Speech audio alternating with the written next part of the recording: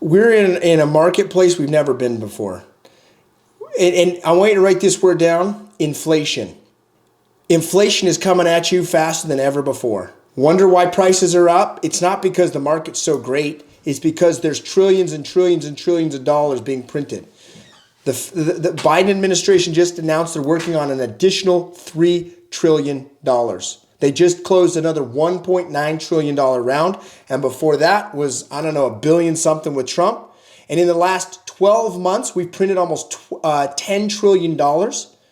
And I want you to just put into perspective, the last 12 months, we printed $10 trillion. The previous 12 years before that, we had printed about only $12 trillion. And then the previous 200 years before that, we'd only printed about $8 trillion. So we're printing more currency than ever before. And what's happening is the haves, and I'm not talking just the big 1%ers, I'm talking the 1%ers in real estate. The haves in real estate are getting more of that money. I'm making more of that money, right? But the have-notters, they're not. They're struggling. How many of you guys know a realtor today that is struggling getting deals? How many of you guys have a little bit of uncertainty coming at you and you feel like you've done pretty good the last year, but you're still like, freak, what's going to happen? What new rules going to come out from the government? What new regulation? What about rates? Who saw rates go up over the last month?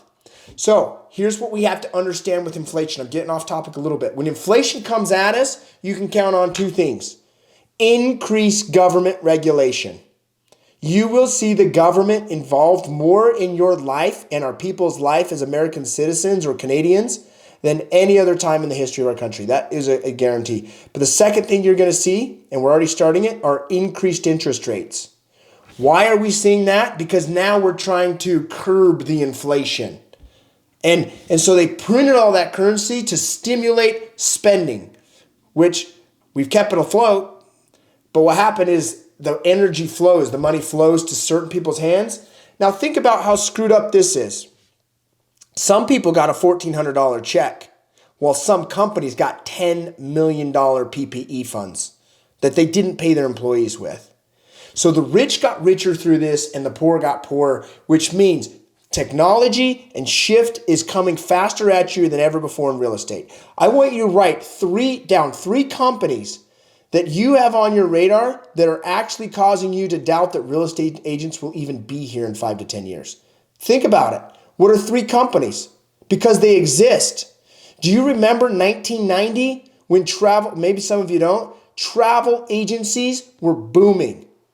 Then by the end of the 90s, the dot-com era, and then into the 2000s, you've got Expedia, all these places online where you can book these trips. And now most of the travel agencies are gone.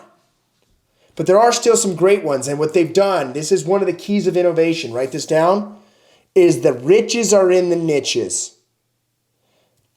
And part of their niche was building amazing freaking relationships in a place that they're an expert and they deliver. Like before COVID, and COVID kind of knocked some off their feet though, is they were delivering massively on cruise lines. They were delivering massively on Disney trips. They got really niched in.